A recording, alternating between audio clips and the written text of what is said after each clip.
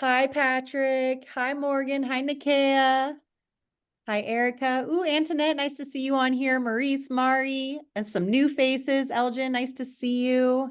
Oh, Diana, we've got some of our regulars. I love it. How is everybody? We'll get started here in a couple minutes. Oh, Nikia likes my background. We're testing out virtual backgrounds. So here's one. Patrick, I got the idea from you. All right, so before I really dive in, we got a fun one today. We are going to be talking, are you even ready for a grant writer? Not just grant readiness, but are you even ready for a grant writer? But before I really dive into that, does anybody have anything that they want to share? Any wins, accomplishments, events coming up? Good afternoon. Hi, Maurice. Make sure to introduce who you are and your nonprofit. My name is Maurice, and I am the CFO of Youth Beyond Watts, and we are located in Watts. Hopefully, Awesome. did you hear me or did I cut off? Nope, that was good. Okay, perfect. Yeah, so in March, we had got good news. Thanks to you and the nonprofit plug. You guys, I'm sorry, I don't really talk that much. You guys partnered us up with the organization that helped us take some kids out in July to Big Bear. So that's actually a big, big win for us. We already got the stuff planning out, and yeah, that's a very good one. I want to say thank you and to the nonprofit plug. You are so welcome. So tell everybody kind of a little bit, because this is kind of critical to the success of a nonprofit organization. So I kind of want to use you as an example of networking and establishing a strategic partnership. And by establishing a partnership, what did you get from that partnership and for the weekend? Like what are they covering? What do they provide to you? So yeah, so they emailed us and we talked on the phone, me and Erica, and they said, what do you want to do? What are your goals? You say, you know what, summer is coming up.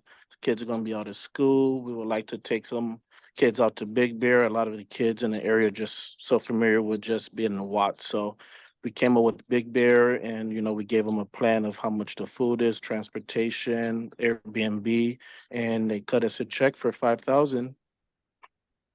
Wow. A little under, but around 5,000. So yeah, and it's all about networking and staying on top of it because it's definitely help out there, and especially when it comes to the youth. Yeah, that's awesome. Congratulations. That's a huge win. I can't wait till July. Me too. That's awesome. Well, the kids are going to have a blast. Very cool. Congratulations to you and Erica. I'm really proud of you guys. Thank you. All right. We got any other wins, accomplishments, any events coming up? Nikia, anything that you want to share with the grief gatherings? She's on mute. I know I How just did got. I know that was coming? Share with the Hi, group and then we'll everybody. dive in. Yes, ma'am. Hi, everybody. My name is Nikia Carter. I am founder of 218 Vision, also in real estate. It's probably what you see. However, I do grief gatherings. So in Southern California, Long Beach, the city of Long Beach. The next one is actually this Saturday. We'll be having a yoga session and a sound bath session as well on Saturday from 12 to 4. It's a free community event. I got a grant through the city of Long Beach to put these on every single month up until the month of September. So if you know anyone that would like to come out, just let me know. And yeah, I'm happy to be here today. Awesome. Yeah, very cool. And I'll always just constantly say congrats on that one. That's a big grant that you got to put on those programs. Very cool. All right. Anybody else have any lasting comments, questions, milestones, wins, accomplishments? No? Okay, well, cool. Well, we're going to dive right into today. Are you grant ready? We've got Janene with us today. Since you guys probably saw her last time, Janene has actually come on board with the nonprofit plug and is working with us to oversee all of our grant services clients. So Alex now has a team that she is working with, and we were building that out. So Janene, if for those of you who've been on here before, but if you don't know, I think like 20, 30 years of experience with government grants, with board of directors, with strategic planning. She is another nonprofit expert providing just so much love to our nonprofit plug clients. So super excited. She is officially a nonprofit plug on the team. Alex and I are so happy to start building this out for you guys, provide even more. And so, Janene, I'm going to hand it off to you because you are our grant guru. So bless us with all the love and the questions, and we'll open it up to the group too. All right. So again, my name's Janene Ackles, and I'm excited to be here.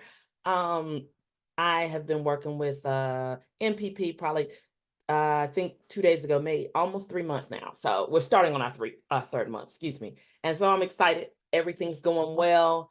I've been able to jump in and work with some of the nonprofits they already have.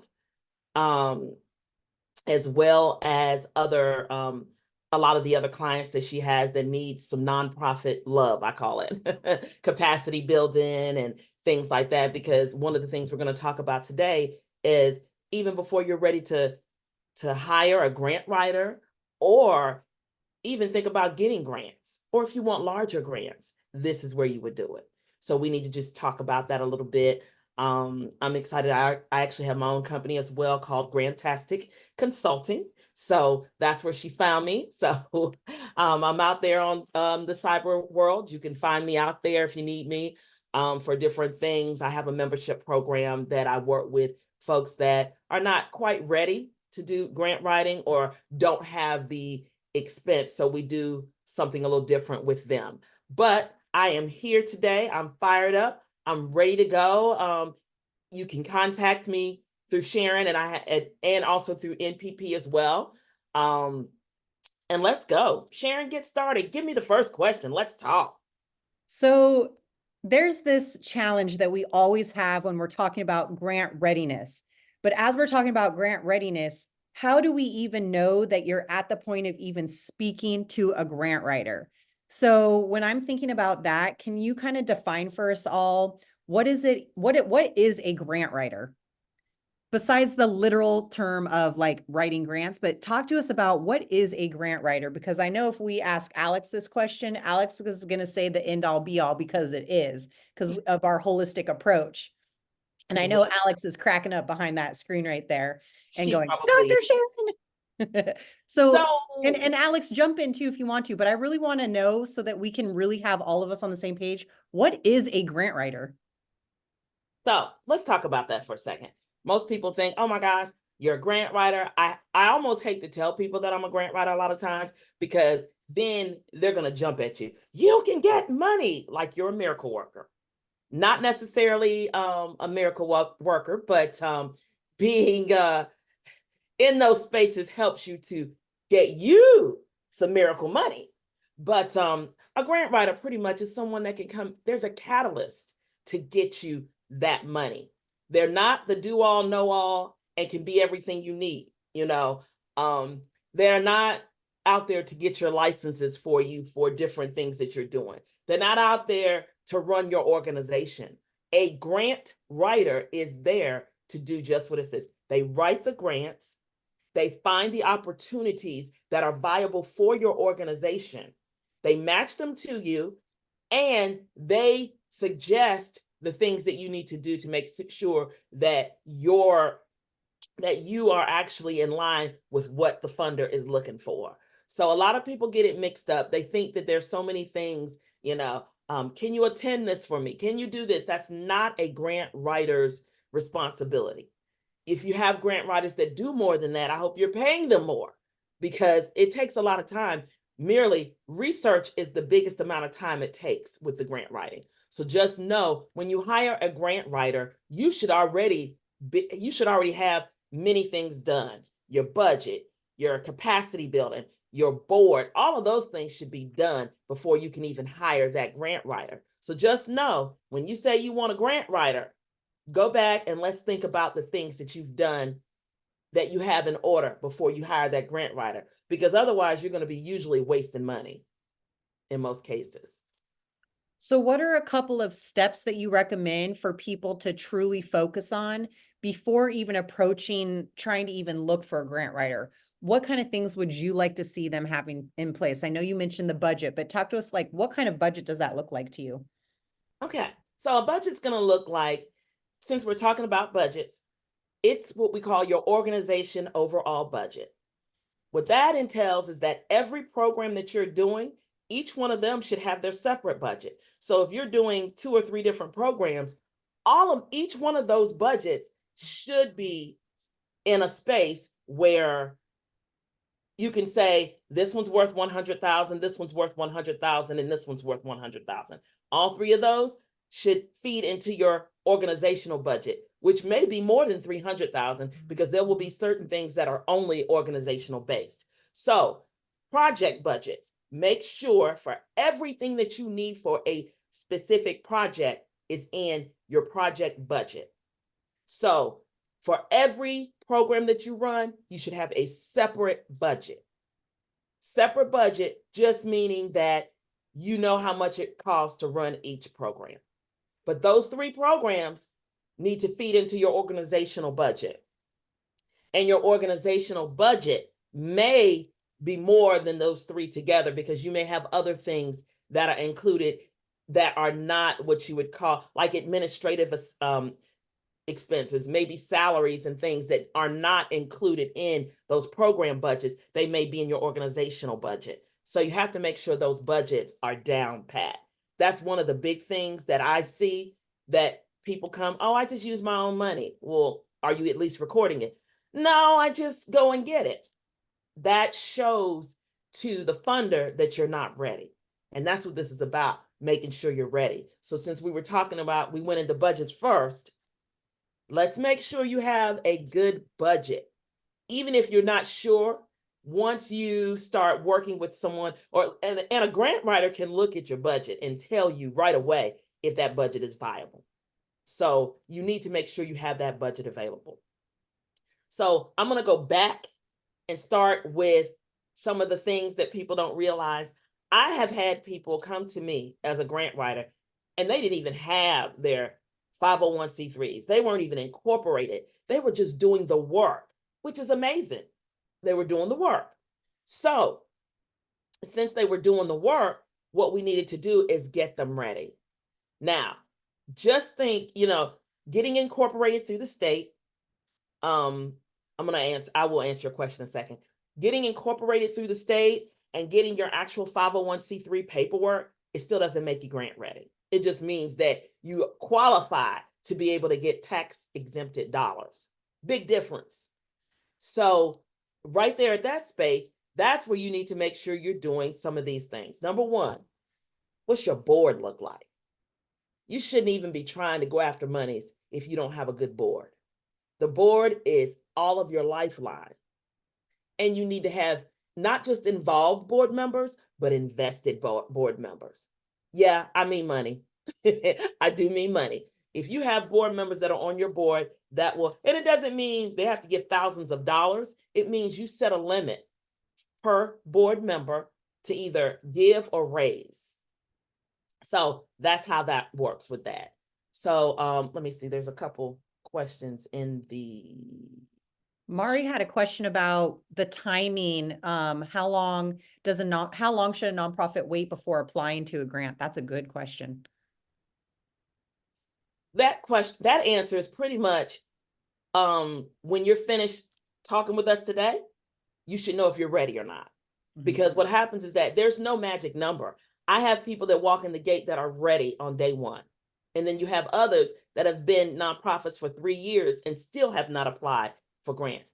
It just depends on whether you have all of those things in order. Because if you don't have things in order, it backs you up even farther. And it's also discouraging. So the more that you're out there trying to get grants, the more grants that you are turned down for, then that's what makes it harder on you and you get discouraged. So I tell people, don't start applying for grants until you know that you have all the things in line that are ready.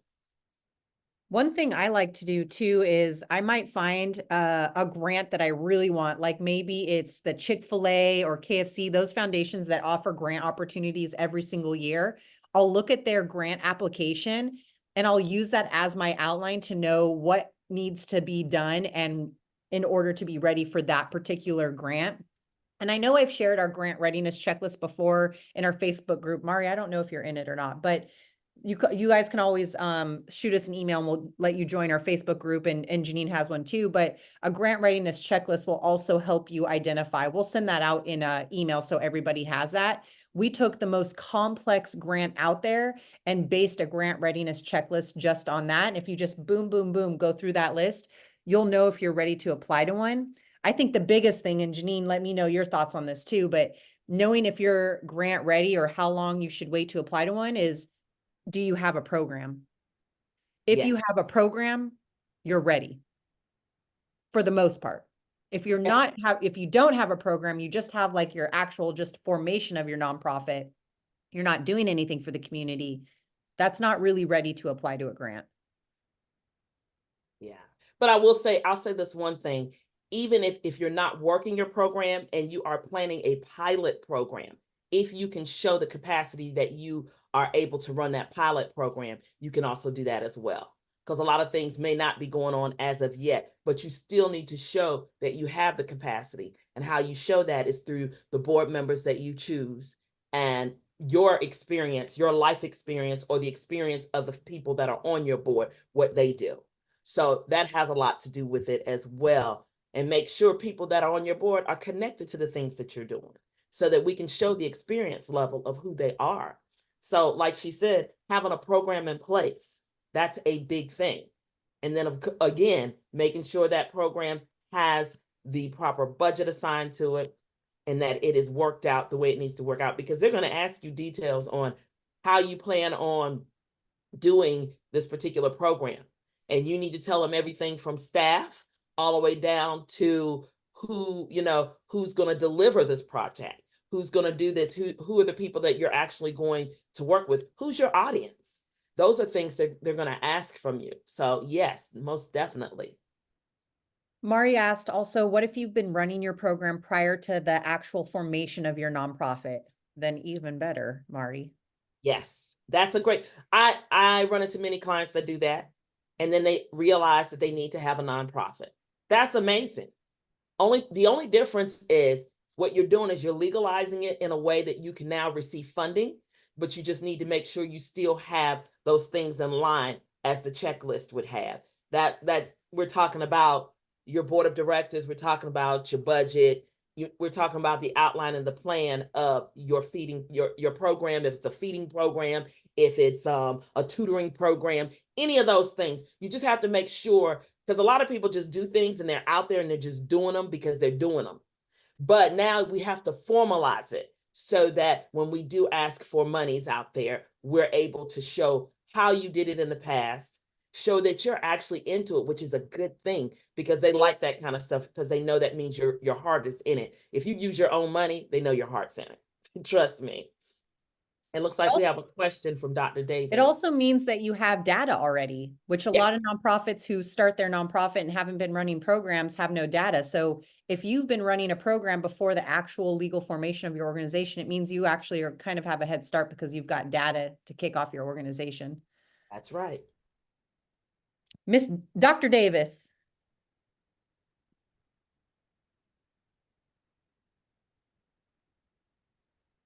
I don't know what happened. Maybe If it might be a mute issue. Yeah, it could be, or just one of those things. But oh, there she is. I think something just happened. Maybe. Okay, Dr. Davis, there you are. I can't, you're on mute. Oh, there you go. go. Now it will let me unmute. Okay. I was trying to unmute and it wouldn't. So thank you for allowing me to ask my question. So we have a nonprofit, My Serenity Sanctuary. We focus on the self-care and well-being of Black women and girls everywhere. We started the organization in 2022 before we became a 501c3. And in 2023, we became a 501c3. So we hired a grant writer, and but our issue is, and we've applied for grants, and we've tried very hard, and we're not getting anywhere with the grant. The grant writer is really trying very hard, but we're not getting any grants. I noticed, and I've read that 1% of Black nonprofit organizations do not get funding. What are your suggestions, or how do we account for that, especially that we're a brand new nonprofit organization? We have we've had one program that we did before we became a 501c3. And we have programming that we've designed. We have a great story, we have all of it, but we're not getting the money. We're not getting anywhere. So any suggestions? Well, I got a couple things that I would say. One thing would be, now what you said, 1% that don't, you're saying only receive funding, or what was that percentage? 1%, and I need to change my background because I'm Okay. What I read was 1%, less than 1% of Black-led nonprofit organizations receive funding. Well, That maybe I've worked with that less than 1%, because I haven't had that issue. Probably, We haven't either. yeah, I know in my own client base, 75% of my clients are African American, and her clients are about the same. In my, it's pretty, and we're getting pretty big grants. We're not talking about just 10 and 15,000. We get those too, but we're talking in excess of what, 250, 500, even some 1.2 got a million.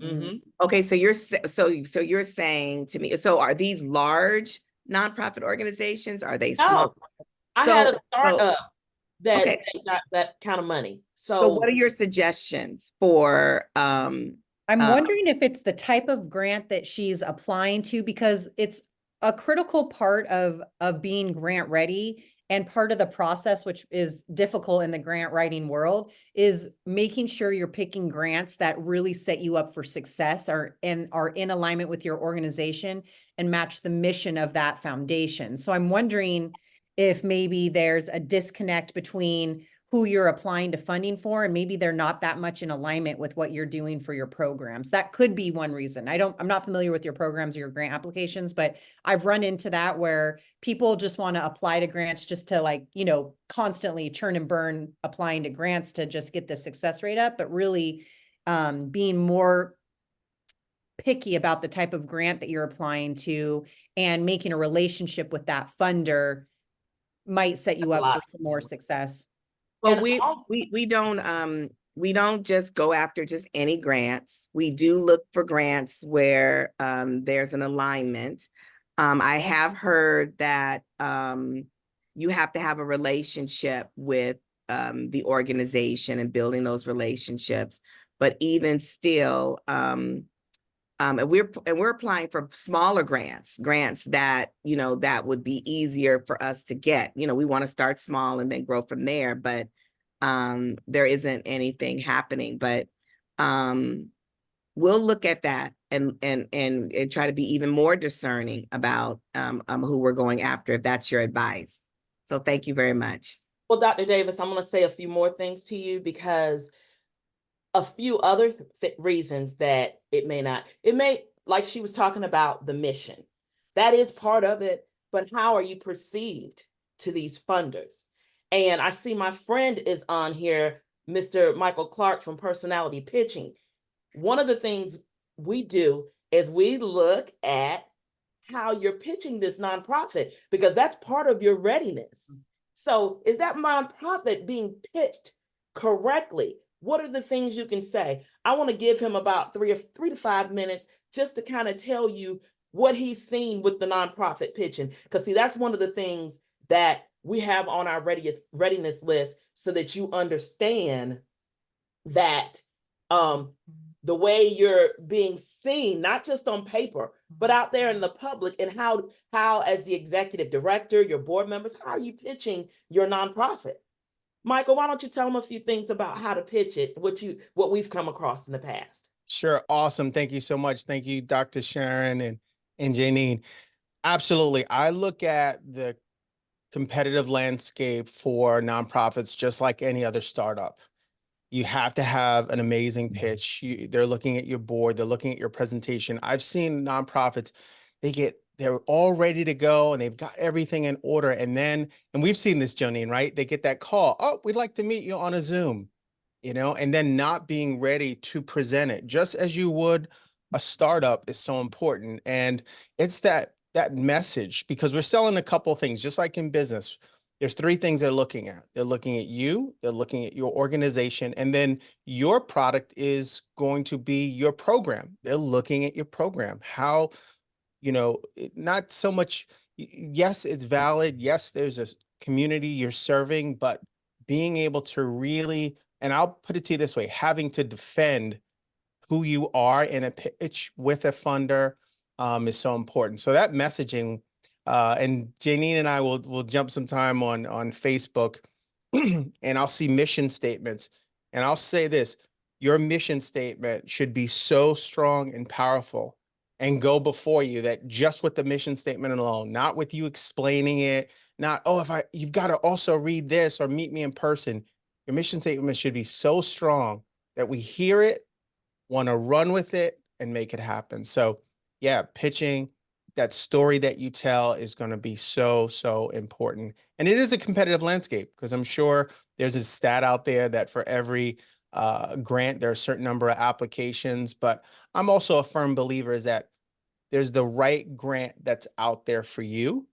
So that's also about just being patient, making sure you have the right package, that you're applying diligently. I love what you said, Dr. Sharon, about the kind of churn and burn.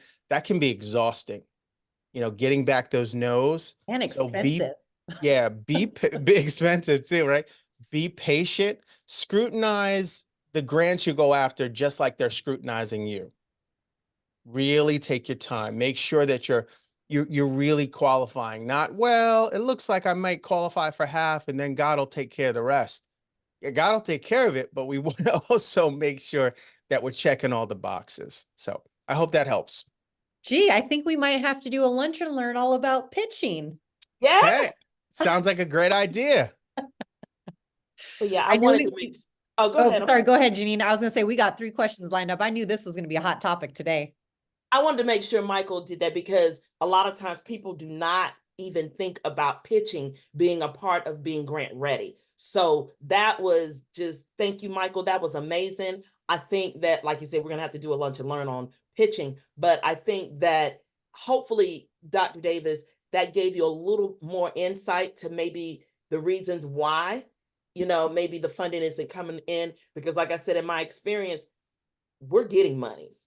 Dr. Sharon's getting money. I've been getting the monies. So it's just there's a disconnect somewhere, and I know we can find that for you. I also wonder too, and then I know Nakia, Adelita, and Morgan will get to your questions, but I also wonder too, Dr. Davis, if maybe it's something in your impact data. I'm also just like making comments, kind of pulling them out of my butt, because I don't know your programs or you very well. But a lot of times what I'm seeing with organizations is also trying to be too unique and too outlier, trying to like stand out isn't always the best case, but having the data that shows we are an impactful program based on qualitative and quantitative data. And this is how it's a betterment for the community and for society, and really being able to demonstrate that story. So I also wonder if it's something in your data that you might be able to demonstrate better. That could be something too. A lot of times that I run into clients, and it's a data issue also. Okay, shall we hit some questions? I'm pretty sure. Okay, Morgan, Adelita, and then Nakia.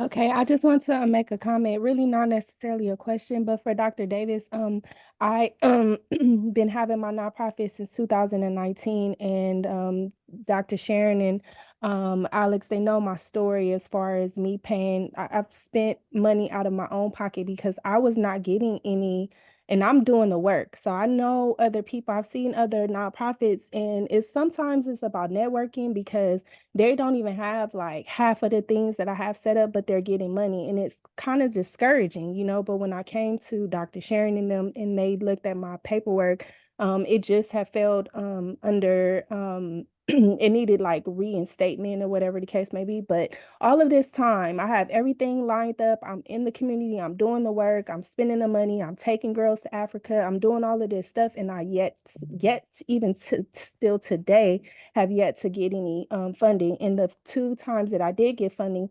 they reached out to me. So sometimes it's just networking, and I understand where you're coming from because that's how I feel. I feel the same. Like we're doing the work and we're doing the best that we can, but we're not getting it. Versus I see other nonprofits, they're not doing minutely half of it, but they just have the connections or the networking or whatever. So that's what I'm trying to better work on too.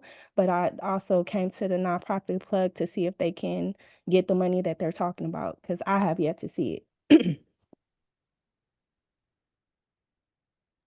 Thank you, Morgan. Okay, Adelita.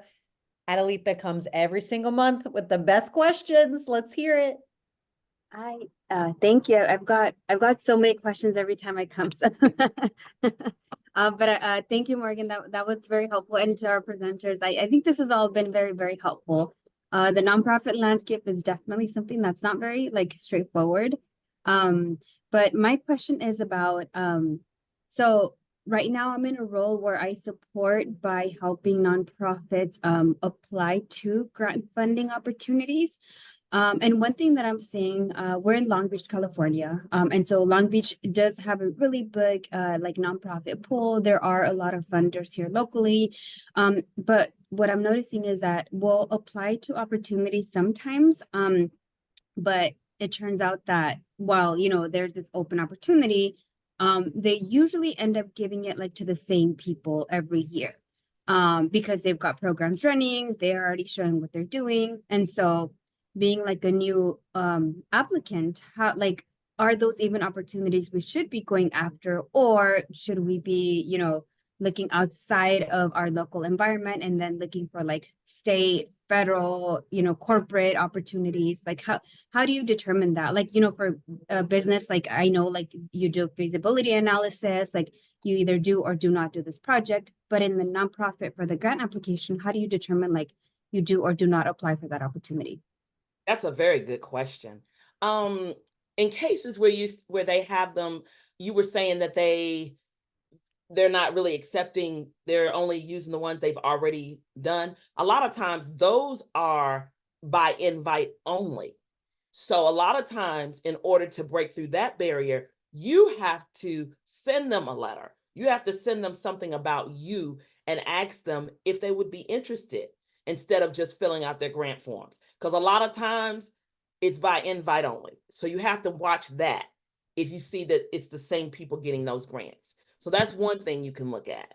The other thing is that, yeah, always look outside of that network of things because new nonprofits, and what's really interesting, there's a whole different set usually of grants for a lot of the new nonprofits.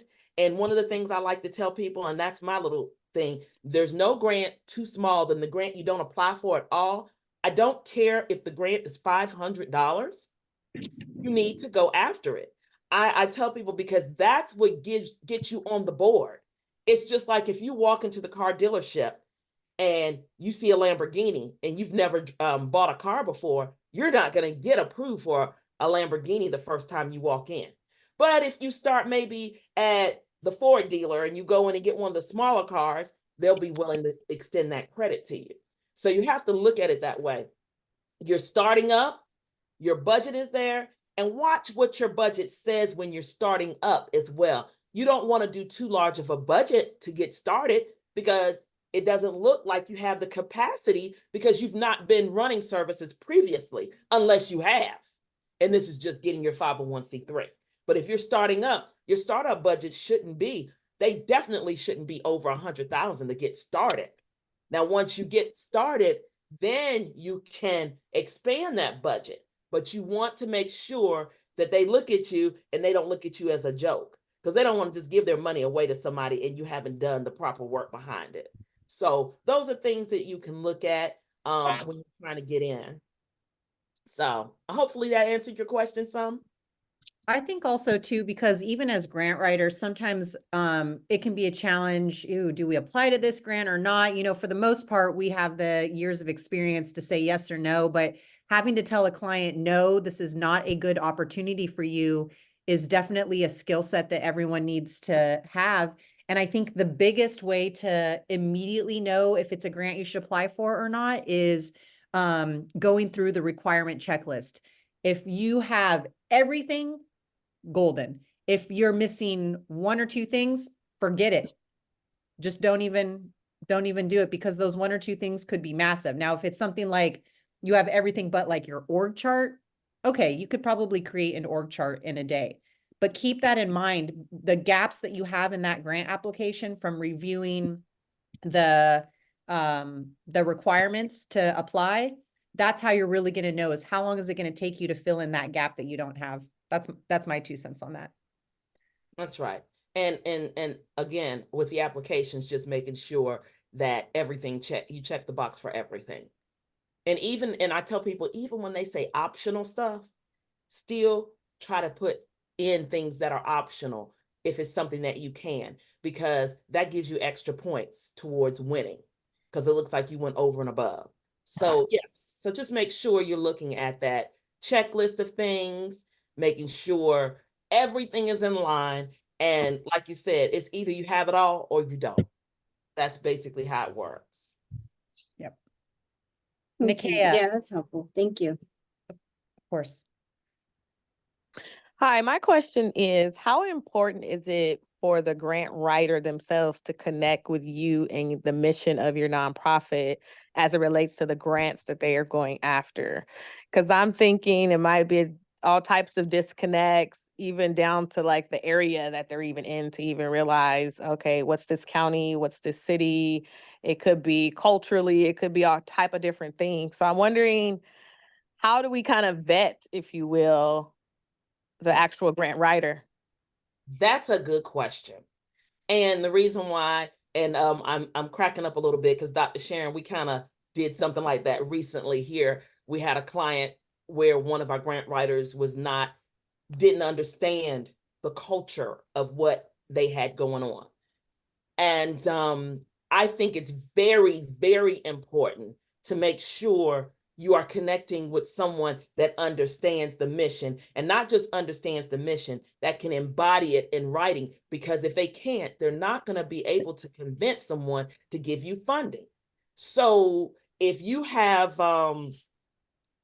if it's something, if it's a specific niche, let's just say something very specific, you need to make sure that person understands, or maybe even has experience dealing with it, because they have to write it away. And if they don't embody that and understand who you are and what you're trying to project to the funders, it could cause a barrier, because they're not understanding the pressure points that need to be hit. So yes, there's a lot when you're getting ready to get a grant writer. You should always make sure they understand who you are, they understand your story, and they understand how to present you on paper to these funders, because a compelling story is everything.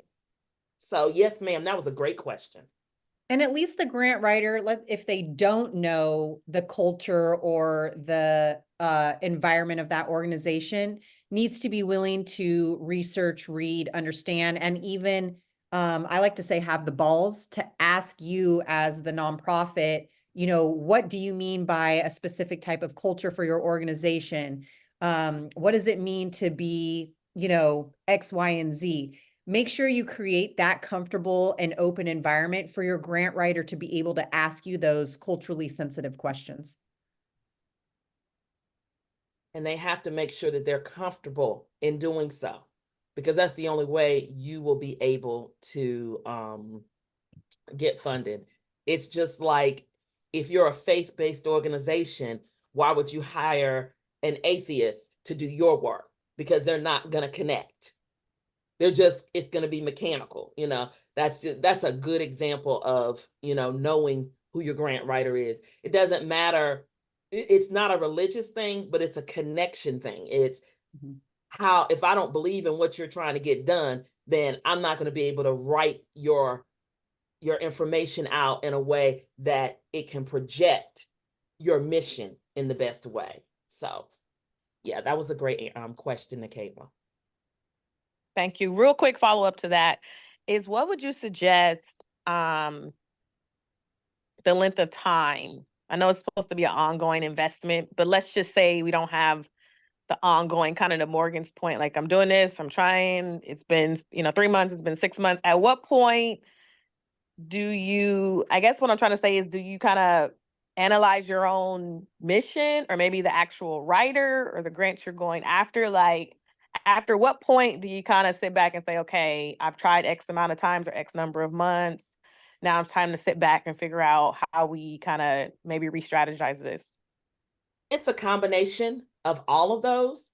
But the one thing I would always say to people, 3 months is not enough for you to say whether or not you're going to get grants or not.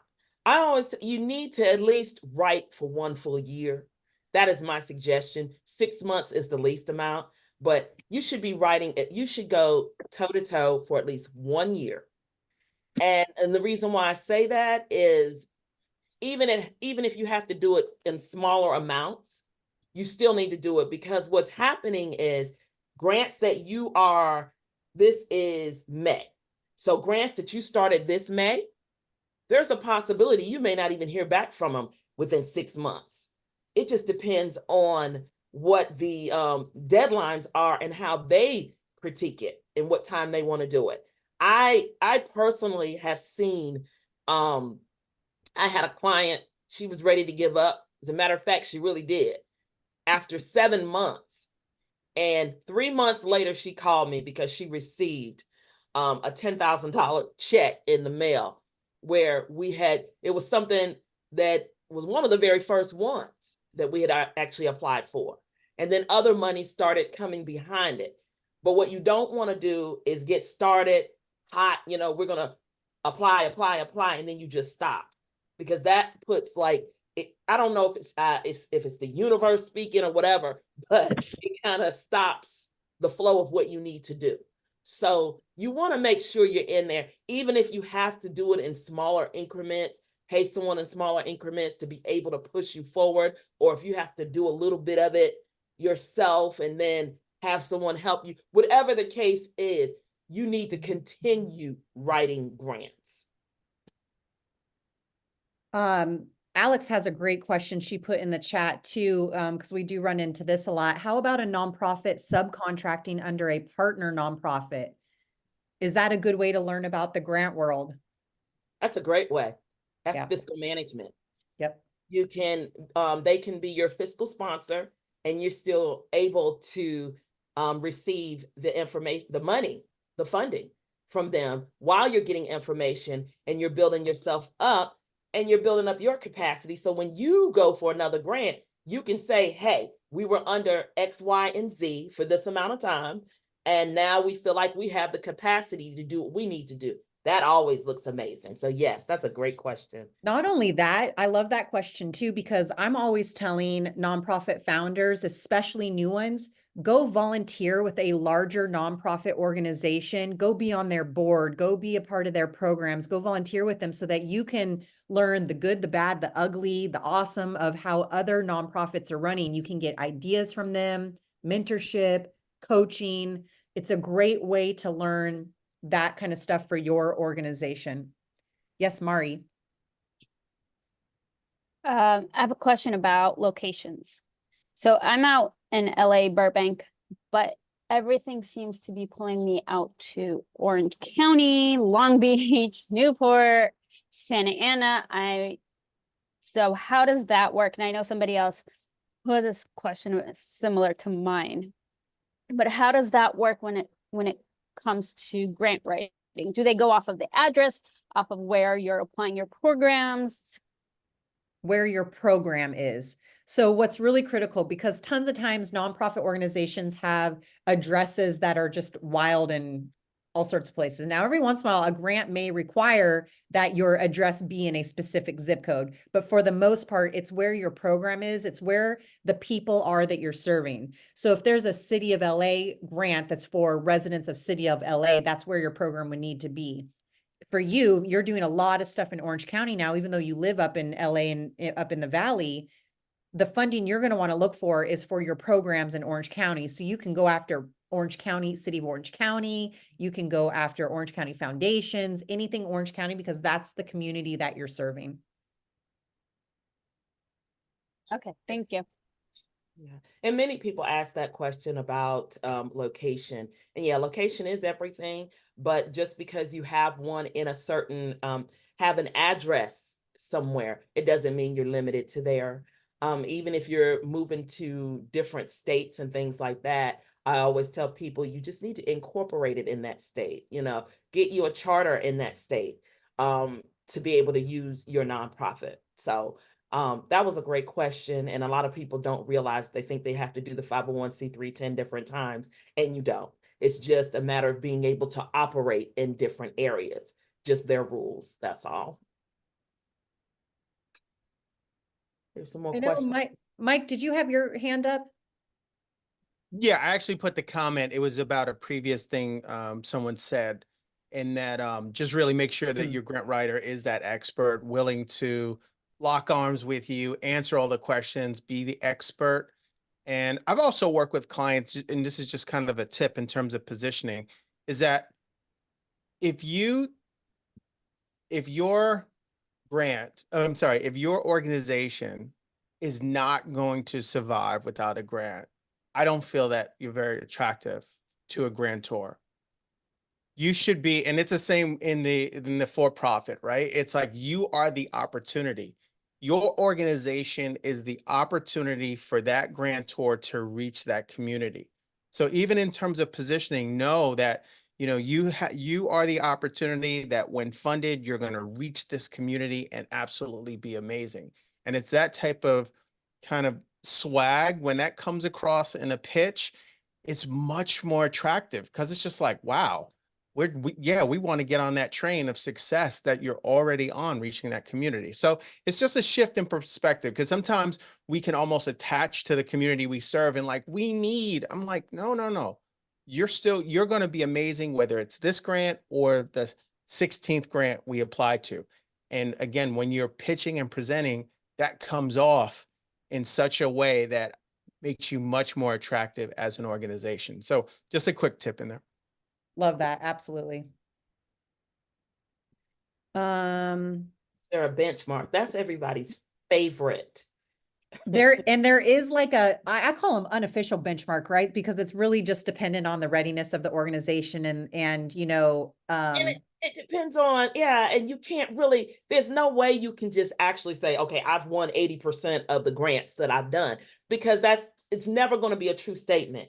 The benchmark lies on the actual client you're working with.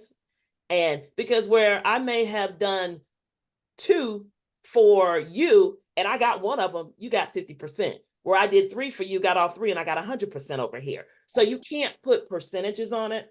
It's more so, how many grants are you actually getting, and are you able to continue surviving as a nonprofit, as because you're actually receiving grant monies. And then the other part of that is, just like Michael said, grants shouldn't be the only way that you're able to survive. There should be some other means. And that's one of the things that I know that the funders look at. absolutely. What do you do? I Mhm. mean, what are you doing for fundraising besides just getting They don't grants? want to be your only funder. That's right. And they want to see how many grants you've actually applied to. That's a big thing. I don't think people understand how important that is. If you don't have, I know people think, oh, it looks bad that I've applied for 15 grants and I don't know if I've gotten them or not. No, it looks amazing because it looks like you are working. And that's what that's what that funder sees, that you're working. And they know how it works with these grants. They know you're not going to get all the grants that you apply for, but the fact that you're applying for grants allows them to see that you are working on it. And then and if you have a great fundraising plan that includes grants, notice how I said that, includes grants, not only grants.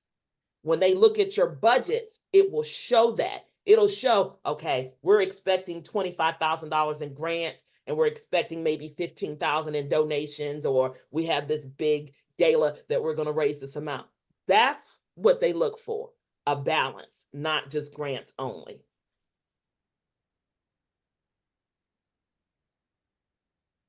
I think we have time for one more question, and then I have a question also that for you too, Janene. But does anybody else have any other questions that they'd like to ask? Adelita, stay tuned for a gala invite. Look, I put mine up there. I'm ready. Okay, so I've got a question for all of us. And Janene, if you can line out some specifics for everyone on here is almost a nonprofit founder from all the faces that I recognize. What can a founder do on their own to help make the process easier, more impactful, more efficient, set them up for more success? What are a couple of things specifically that you recommend? Number one, engagement with your community. That's like the number one thing. How engaged are you with your community? Because that's what it's going to speak to. Many times the local community will fund you first before a larger community. So when you are looking for funding and sharing, when they see that the local community is backing you, or you're doing things with the local community, that's stuff that you have to do. And the more engaged you are, that it just means something. It means everything to these funders. So yes, engagement is one thing. And then on the other side of that, going out and just creating, aside from just the engagement part, just creating opportunities to show what types of programs you're doing. Team up with other people, collaborate. If you're doing, and I use feeding programs because that's easy for me to tell. If you're doing a feeding program, collaborate with your local food bank and say, hey, on the fourth Friday of every month, we want to go out to this park and we want to feed. How can you help us? It's not about the amount of monies they're actually giving you. It's about how much help and how they're collaborating with you. That opens you up to many of the government grants that are available.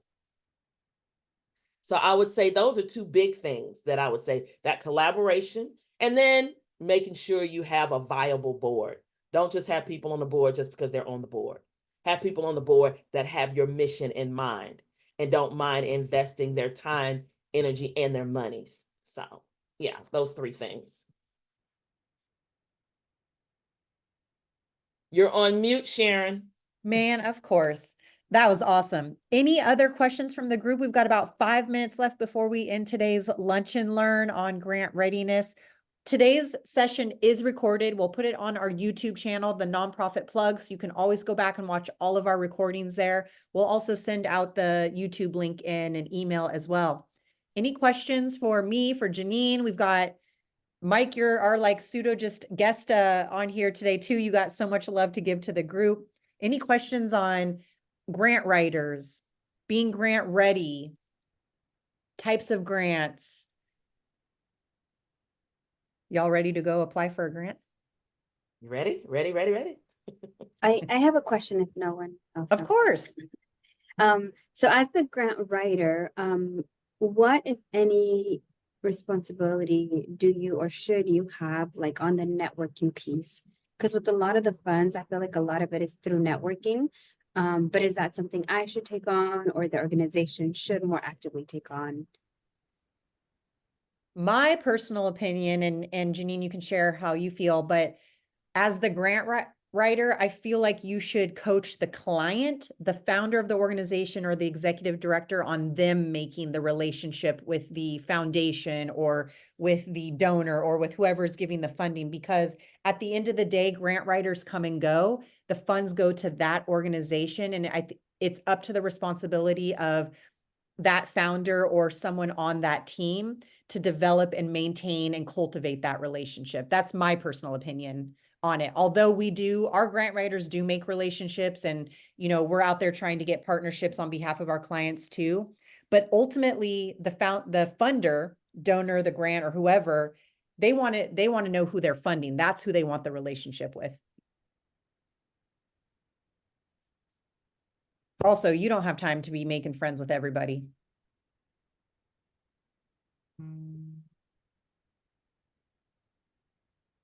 All right. Sounds good. Any other lasting questions? We are here the first Wednesday of every single month at 1 p.m. Pacific, 4 p.m. Eastern. This is the Nonprofit Plug Lunch and Learn.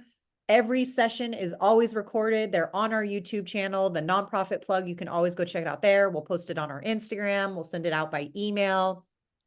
In June, we're going to be talking about programs and evaluation and impact data. So definitely a good one to come and join to learn about how to collect data, evaluate data, how to present your data. That one's going to be a really fun one. That Thank sounds you so much. Yeah, that one's going to be fun. Thanks so much, everybody, for joining us today. Maurice, again, congratulations. Sharon, Nice you to have to see go you. in person. We want a 1-day workshop. We want an intensive session. Listen, Janene Everybody and I saying are, yes. Go in yes, person, please. we Thank got you. you. Sounds like a nonprofit MPP summit is in order. The people have Whoop, spoken, whoop. Janene. I hear them. Yes, ma'am. Awesome. Have a fantastic day, everyone. Have a great week. Have a great weekend coming up. Happy May 1. Awesome. Thank you. Thank you for having me. Great to see you, Michael. Yes. Thank you again. Of course. Bye, guys.